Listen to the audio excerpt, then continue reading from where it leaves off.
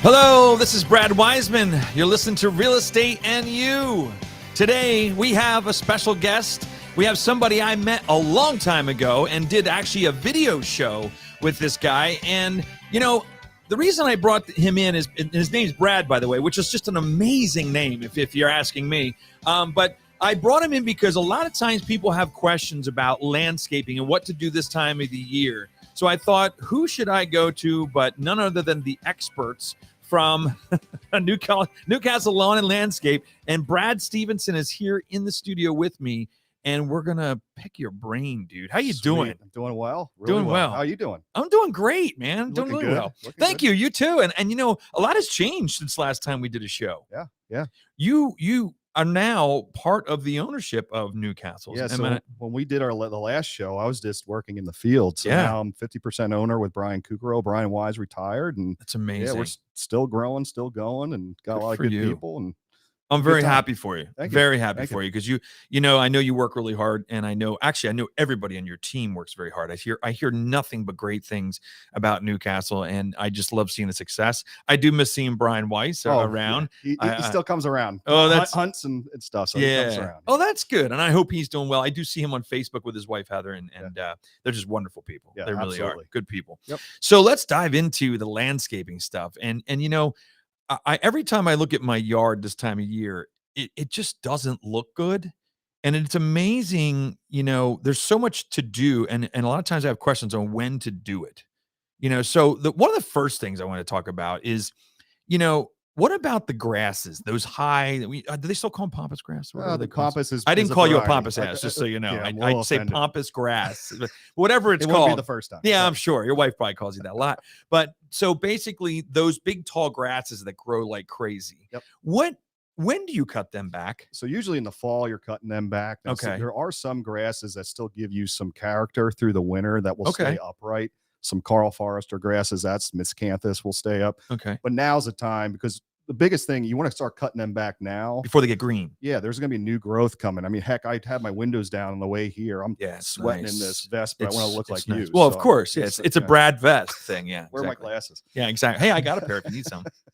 But yeah, now's the time to cut them back before the green starts coming up. And again, you get a couple warm days, ground temperatures go up, and they're going to start sprouting. Yeah, right. Absolutely. Now, that brings me to another question. So now they start sprouting, the green starts coming up. Do I have to worry about anything being out there that starts to grow because it thinks it's spring and all of a sudden we get a really bad frost again? Yeah, there could be a chance there's going to be some burn back on those plants, but that's okay.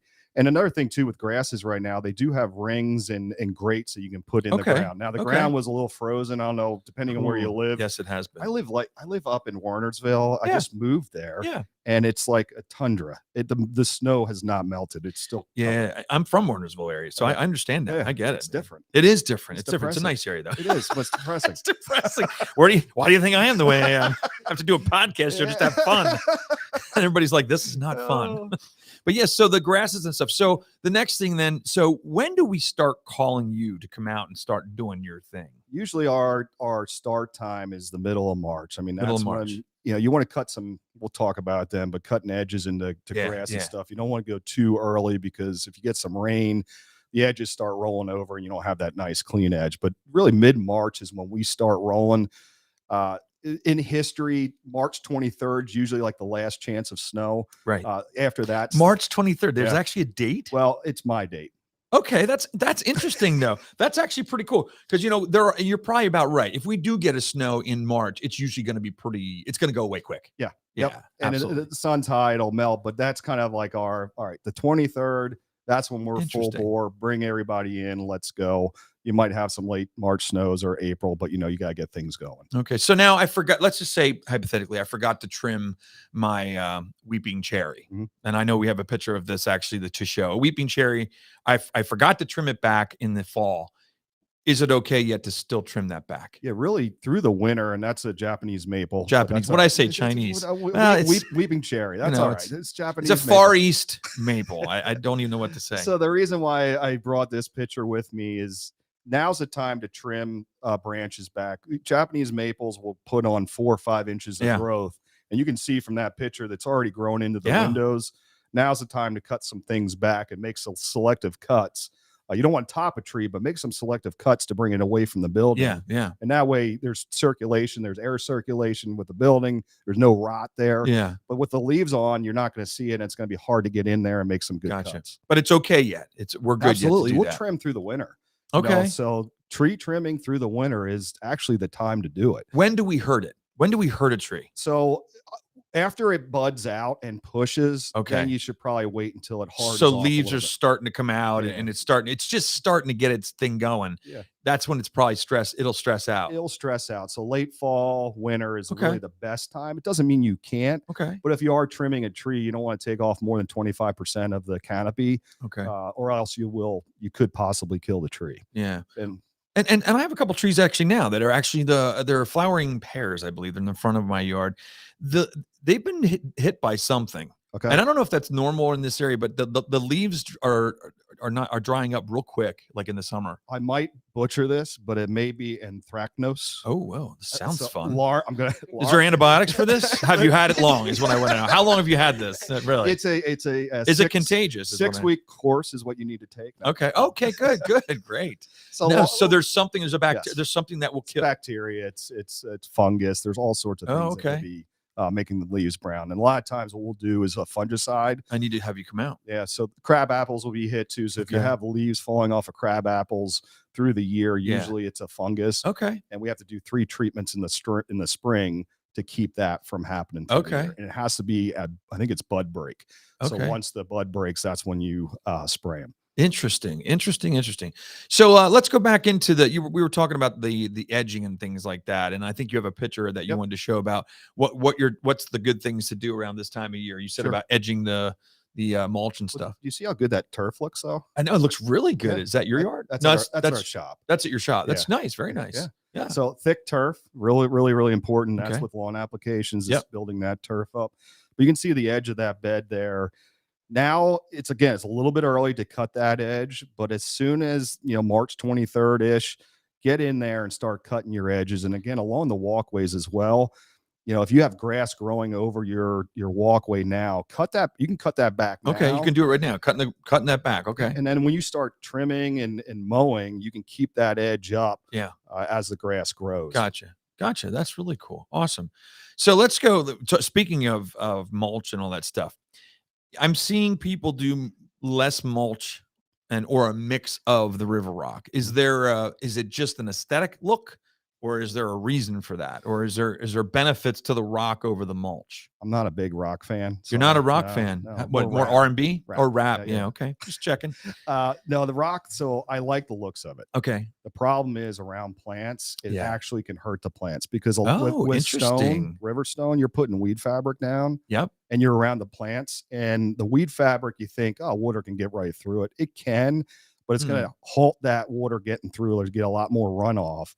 And then plus the heat of the stone under a plant could burn the plant. Oh, never thought about the heat. So maintenance wise, you're good. I mean, if you have a high maintenance area with not maybe perennials and stuff, but you have shrubs, we're not a big fan of it. Yeah. There's no benefits to it other than maintenance. Mulching. What about a bank though? Like a steeper bank in order to have the mulch not wash out, maybe or something like that. Yeah. So there's applications where it makes sense, maybe. But on the mulching end, if you get a low grade mulch, it's gonna wash. Oh. But if you have a triple shred hardwood bark mulch, my gosh. I got it at one try. Holy, what the heck? I thought it was just called mulch. I'm bringing out. What is it again? I bet you can't say it again. I probably can't. What'd you say? Triple threat over with the Fetzer valve mulch? Triple shredded hardwood mulch. Okay, so what does that grab on? It holds on? Or? So basically it knits together. Oh, wow. The bark is stringy. So when you put it down, it'll knit together and hold that bank better. If you get like a black mulch, it's ground up pallets. It's going to wash right off your bank. So don't use colored mulch on banks. Guess what I use? Yeah, it's probably because you didn't hire us. Yeah, I know. I got to start. I got to start coming back to you guys. That's what I got to do. No, I do have work for you. I have some hardscaping that needs to be fixed that sank, and I have the trees need to be looked at for sure. I try to spread the love out. Yeah. I have to because of being same with you guys. Being in this business, you guys know 30,000 realtors. Yeah. Same with us. I know a ton of landscapers. Of course, you're one of my favorites. Let's just get that out there. Absolutely. But I had to have some work. So going back to the hardscaping. I do have hardscaping that's sinking. Can that be fixed? Absolutely. And a lot of times with a freeze thaw, and I think I have a picture of this freeze thaw, and this is at our shop. But it's been in for since 2000. But you guys put it there for that reason, to show you what you can do. This is for. So we're looking at hardscaping at his shop. This is when I was still in the field installing stuff. So this is my fault. Oh, I see. So the edge settled along the step, and this happens a lot with when the sandlock starts breaking down. Water gets in there and starts washing out the setting bed. Yep. And that's when you have settling. Okay. So all you need to do is pull the pavers back, install some more base material, compact it, and then because the pavers are still good. Yeah, absolutely. That's why I love pavers. That is the benefit of pavers. Concrete cracks, you can't do anything with. What do you do then? You're jacking it up and repouring the whole thing. Yeah. I love pavers, and I got to tell you, my pavers have been in for 21 years now, and it's just finally, and you know where it is? It's at the slider. Sure. Where it comes up to the slider, it was starting to lean. Yeah. And now it's getting in there. It's washing everything out. So I have a couple places that you guys are going to have to come and take a look at and get fixed up for me. 15-week backlog, so you better get in soon. So by January of 2023, I will have this all fixed up. It's going to be great. Construction's blowing up. So there's another landscape company I want to bring in next week that actually can get to you within a couple weeks. Hey, listen, just kidding. We're friends with all landscape companies, almost all of them. I'm sure you are. That's Berks County. I'm friends with all the realtors. Yeah, even if we work at different companies, who cares? We've helped them grow. Exactly. Really, like seriously, I don't doubt that. Grow. So how is it going with getting people to work? It really, like through COVID and everything, we didn't lose anybody, and it's you're lucky. It goes back to our culture. It's tough right now getting people, but you know we're meeting on a regular basis. You'll like this. We just started the Culture Club. All Good right. for you guys. I played Keller Williams on Culture Club with great George. band. Yeah, absolutely. I was all excited. This is weird, but in the bathtub, I do all my best thinking. Well, that's a little weird. Yeah. Okay. Let's not go too deep with this. Okay. That's it. But so I started thinking, I'm like, oh my gosh, like culture, like I'm the culture. Yes. All right. Yeah. Plus, we have a lot of really good people that spread it out, but we didn't have enough people. So culture comes from leadership. Like let's get a culture club together. Perfect. We do disc analysis, so it's all of our eyes, all of our influencers are in the culture club. I got Santos as my president. I mean, they're killing it. So it's important to have. Well, that's interesting because Keller Williams, the real estate company that I'm partners with, is all about culture. Yeah. And that's one of our biggest things. And you'll find that culture attracts. Yeah. You don't have to really recruit, it attracts. Yeah. And if you're saying the right things, doing the right things, actually more so doing the right things, not just saying the right things. Saying the right things are easy. It's easy to do. But doing the right things is completely different. And that is, you'll keep people. Yeah, you really will. And because they want to be part of that, they want to be part of the culture and part of something that's growing and becoming something. Yeah, you can't fake it. You can't. That's so true. It's got to be your heart. And it's been like, I love just growing people, and we just have really good people that want to grow. Awesome. That's really good. So what else do we want to talk about here? We had some different things on here. Here's my big one. One of the things I cannot stand is Thistle. So what is it with Thistle? Like, I swear there could be a nuclear explosion of some sort, like an A bomb going off, whatever. And the two things that would survive would be cockroaches and Thistle. Absolutely. Why? Help me on this. They're Satan's plant. They really are. Yeah. And they hurt to pull them out. They do. And when you pull them, it does nothing. That's what I've heard. They're tubers. You're just pissing it off, right? Yeah, it's going to come back 5 times. Oh my gosh. So how do you get rid of this stuff? So this is where you have to hire the professionals. If you come in with a half a stick of dynamite, that'll be really funny. He's like, here, what you got to do is shove this dynamite down underneath the Thistle. Okay, but I can't tell you what I'm going to do. No, go ahead. Go ahead. Tell me. What's the secret? I'd love to know. Lantrell is a chemical that will kill Thistle. It's going to take at least 2 to 3 visits, but that's the only thing that will actually kill the root of the Thistle. Roundup or any type of weed killer is just going to burn the top. You think it's great. It's going to come right. Oh, but if you read the label on that stuff, it says that when you get it on the leaves, it'll then travel to the root system. Sure. And it will, but not Thistle's too hardy for Roundup to kill. Right? You can try to mix it full potency that there's no water. You just pour Roundup granules on it. It won't die. Well, this has become like, I feel like Caddyshack with the gopher because it's like me and Thistle, like y'all go out there and this stuff will grow to 5 feet, 6 feet tall in like 3 weeks. Yeah. And there are different varieties too. So it's not, some of that might not be Thistle. It might be something else. There's all sorts of weeds. They all look, can I tell you a story? Please tell me a story. If it has to do with Thistle, I'm fine. It does. Go ahead. It does. So when I was 16 years old, I thought I knew everything. All right. So I was going to a church and a lady in the church asked me to come over and do some landscaping for her. Oh no. So I go over and, I'm working around her beds, and she has some azaleas, and she's got some thistle growing up through her azaleas. So I'm yanking it out, laying it out in the yard. And I went up, I said, well, I can say her name. She's awesome. I said, Mrs. Casper, I took care of your thistle problem in your bed. She's like, I don't have thistle. I was like, oh no, yeah, you do. It's over in the shrub. Oh no. She looked out and she said, those weren't thistle, those were my raspberries. So No! I ripped all her raspberries out. No, you didn't. Yeah. So I have to see her every Sunday at church, and her son he still razzes me. I'm 46. Was that because of raspberries he razzes you? Yeah. Okay. So the raspberry festival at the church had to be canceled, and I tried replanting them. It didn't work out. So now every time he sees her in church, he brings her a thing of raspberries, Oh, talk about 16 years old, thought I was like, that is funny. That's really funny. By the way, what's that? Did she pay or no? Yeah, she did. She felt really bad. But I was so embarrassed. That's a good story. Hey, you know what? I'm pretty sure these aren't raspberries, though. Just so you know, they're probably if they were, I would really. I know the difference between raspberries and now you do. You better. You're in the wrong business. Otherwise, I learned from my mistakes. So, is there anything else you can tell us? We've actually blown through 16 minutes here, which is amazing. I'm gonna have you come back on probably quarterly just to go over different things, because this is a really good show. I'm really enjoying the information, actually.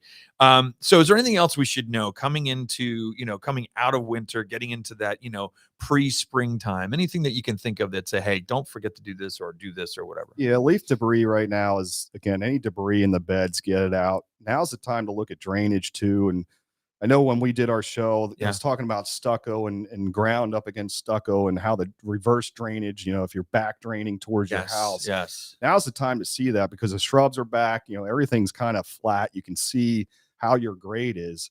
You want to get the water away from your house. Absolutely. So there's a picture of just the leaf debris. Yep. But again, you're looking at the beds. If you have water in your basement, there's so much you can do with just changing the grade just to get the water to go the other direction. You're so right. It's all about, we've talked about this when I used to represent Greth Homes. The thing was, it's getting water away from your house, not trying to stop it from coming in. You got to get it away. Yeah. I mean, people put $15,000 drainage systems in their basement. They could have put a wheelbarrow of soil outside to and just fixed it. To go away from it. Absolutely. Especially if you have stucco, because stucco actually wicks too. And that's the thing. If there's not a weep screed in behind it, if there's wood down low, and then you have termites and everything else. So that's really something. Even stone veneer. It's not just stucco. Any type of veneer will have some plywood behind it. And you'll usually see if there's water wicking up, because it'll pop with freeze thaw, the stone, and everything will pop. So you can. Awesome. Those are all good tips, man. I'm a wealth of knowledge. You really are. It must run with the name. It has to run with the name and the vest, of course. Absolutely. I'm sweating my butt off. Yeah, I'm sure you are. Yeah, we don't have air conditioning down here, by the way. No. Yeah. So thanks for coming in, Brad. I really appreciate it. Brad Stephenson from Newcastle Lawn and Landscape, and they do everything. And I've seen your work. You guys do fantastic work. So if you're looking to get any kind of work done outside, you got to do it now. I would call now, because they do have a delay in getting to you. And I understand that, because there's a lot of people out here that need work done. So thanks a lot. I appreciate it. And thank you. Hopefully you'll come back again. Absolutely. All right.